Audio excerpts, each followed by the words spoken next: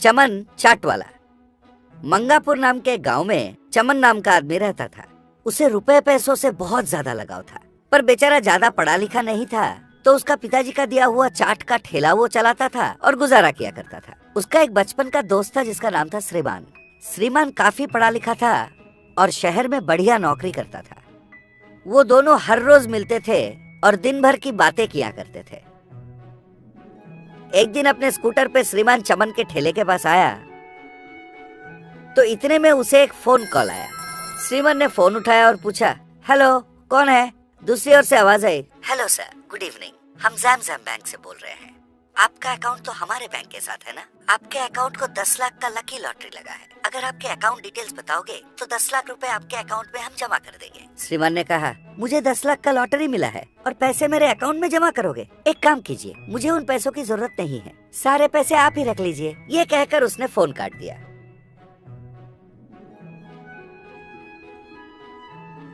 चमन ये सब दिलचस्पी से देख रहा था। उसने कहा, 10 लाख का लॉटरी लगा है, मना कर रहा है? अरे पगला गया है क्या? श्रीमान ने कहा, अरे हमने टिकटवा ही नहीं खरीदा तो लॉटरी कहाँ से लग गया? अरे सब चोरी चकारी है, इस बीच में ऐसा बहुत चल रहा है। अरे तुमको भी ऐसा कोई फोन आए ना तो अपना खाते के बारे में कुछ मत बताना। ये कहकर वो अपना स्कूटर चलाकर वहाँ से चला गया। चमन ने सोचा, वारे श्रीमान, तुम सोचा तो क्या हमका बुद्धि नहीं है? अरे 10 लाख रुपए तुमका छोड़ने वाले हो, घर पहुंचकर सबके आड़े में तुम बैंक वाले को वापस फोनवा लगाओगे। अरे तुम्हारे बारे में हम बचपन से ही जानत है। अरे ऐसा नहीं किया तो जमी जायदाद क्या फोकट में आ गया? हम सब जानत है। एक दिन चमन अपने ठेले के पास काम कर रहा था, उसका फोन बजा। चमन ने फोन उठा के कहा, हेलो। दूसरी तरफ से आवाज आई, गुड इवनिंग सर, हम चमचम बैंक से बोल रहे हैं। आपका account is in our bank, right? Congratulation sir, 1 lakh account holders के अंदर आप बहुत लकी हैं। आपको 1 करोड़ रुपए का यूरोपियन लॉटरी लगा है। आपका अकाउंट का जानकारी देंगे तो पैसा ट्रांसफर का प्रोसेस शुरू करेंगे। उसके बातें सुनकर चमन फूले न समाया। अरे हमरा खाता तो तुम्हारा ही बैंक में है, नंबर बोला था, नोट कर लो, 1 2 3 फिर 9 9 9 5 7 6 3 0 0। Thank you sir. उधर से आवाज आई, मुझे आपका अकाउंट एक बार चेक करना पड़ेगा, please give me some time. आपके फोन काटने के बाद आपके पास एक OTP नंबर आएगा। जब मैं फिर से फोन करूं वो नंबर मुझे बताइएगा। इसके बाद आपके अकाउंट में 1 करोड़ रुपए आ जाएंगे। ये कहकर उसने फोन काट दिया। चमन ने सोचा, अरे वाह रे, भाग खुल गए हमरा। अरे 1 करोड़ रुपए मिल गए ना तो सबसे पहले हम ये ठेले से छुटकारा ले लेंगे, पर ये बात हम कोनो को बतावत नहीं। इतने में उसके फोन पर एक मैसेज आया। चमन ने मैसेज देखा। इसके बाद फिर से फोन बजा। चमन ने फोन उठाया और कहा, हेलो। दूसरी तरफ से, हेलो चमन सर, कंग्रेचुलेशंस, आपके पास जो नंबर आया है हमें बताइए, आपके अकाउंट में पैसे भेजने हैं। चमन ने कहा, 003 769।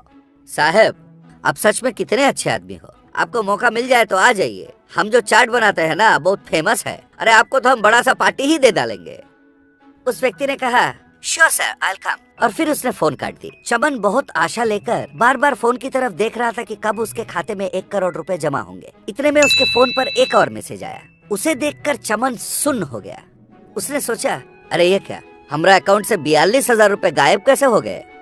अरे बैलेंस पर 0 कैसे दिखा रहा है? इतने में श्रीमान स्कूटर पर उस तरफ आ रहा था।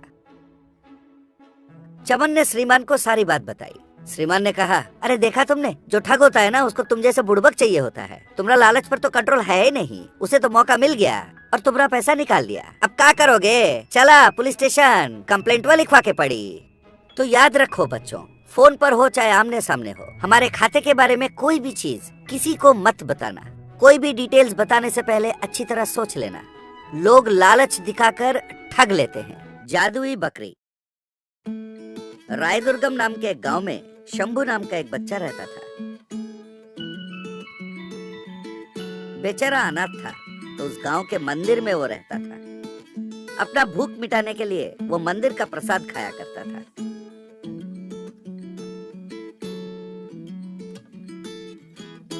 गांव वाले उसे मंदिर में देखकर सोचते थे, पता नहीं इस बेचारे का क्या होगा।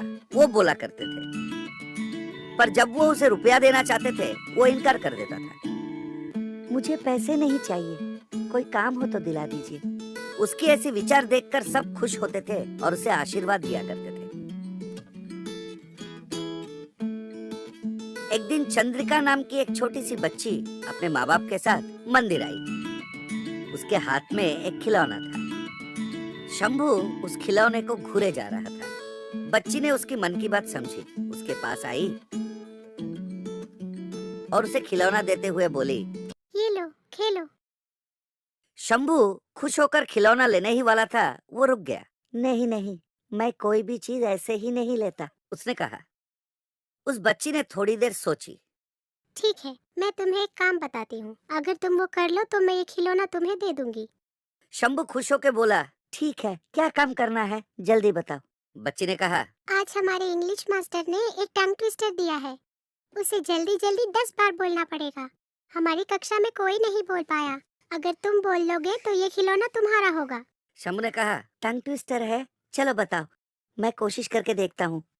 बच्ची ने कहा, She sells seashells on the seashore। इसका मतलब है she मतलब लड़की, sells मतलब बेचती है, seashells माने शंख होते हैं। On the seashore, seashore माने समंदर के किनारे, वो समंदर के किनारे शंख बेचती है। चलो एक बार कोशिश करो। फिर शंभू ने कहा, सी सेल्स, शी शेल्स। वो कह रहा था, बच्ची ने उसे रोका। Seashells नहीं बाबा, she sells। She shells, sea shells on the sea shore. तो बच्ची ने कहा, Seashells नहीं बाबा, she sells। इस बार Shambhu, she sells, sea shells on the sea shore, उसने आहिस्ते से बोला। तो बच्ची ने कहा, इतने आहिस्ते से तो कोई भी बोल लेगा, जल्दी जल्दी बोलो। इस तरह 10 बार जल्दी जल्दी बोलना है, ये आसान नहीं है, मैं जानती हूँ। अच्छे से प्रैक्टिस करो, अगले शुक्रवार मैं फिर मंदिर आऊंगी, तब तक तुम जरूर बोल लोगे। कहकर वो चली गई।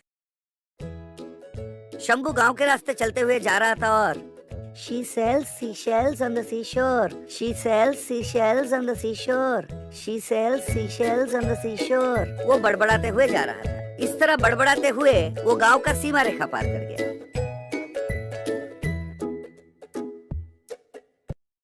उस गांव के सीमा रेखा पर एक पेड़ पे 2 राक्षस रहा करते थे। देखने में उनका आकार भीभत्स था, पर वो बहुत डरपोक थे।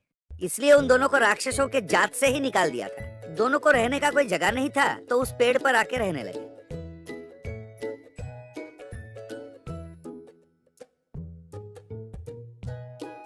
शंभू उस पेड़ के नीचे पहुंचा और She sells seashells on the seashore. She sells seashells on the seashore. She sells seashells on the seashore. वो बोले ही जा रहा था। तो राक्षसी ने कहा, ये कौन सी भाषा है जी, कभी सुना नहीं, वो भी बार बार बोल रहा है।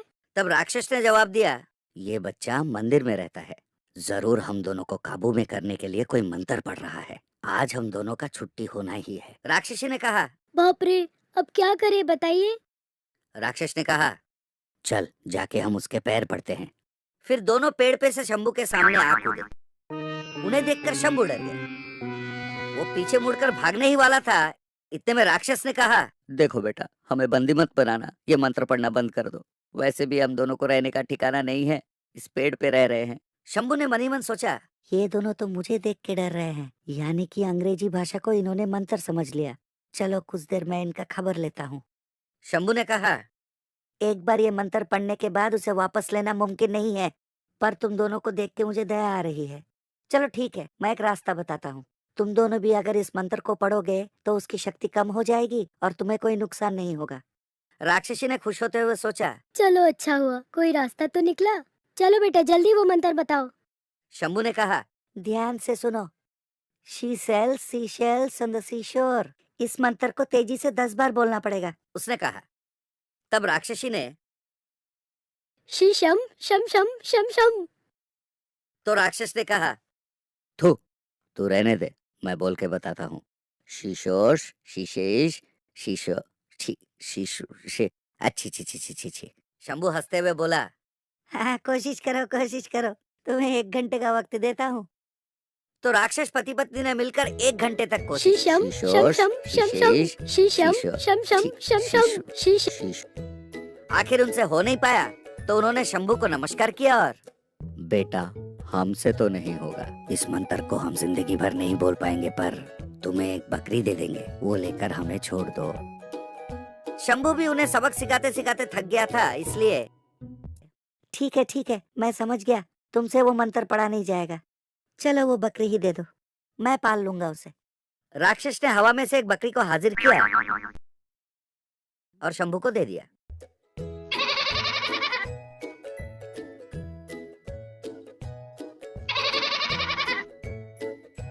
उस दिन रात मंदिर में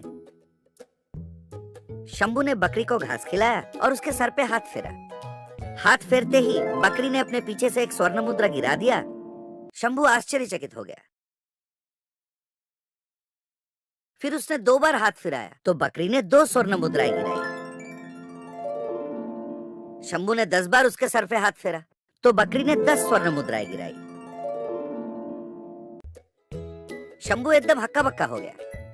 फिर उसने स्वर्ण मुद्राएं उठाई और मंदिर के पीछे एक जगह पर उन्हें छुपा दिया।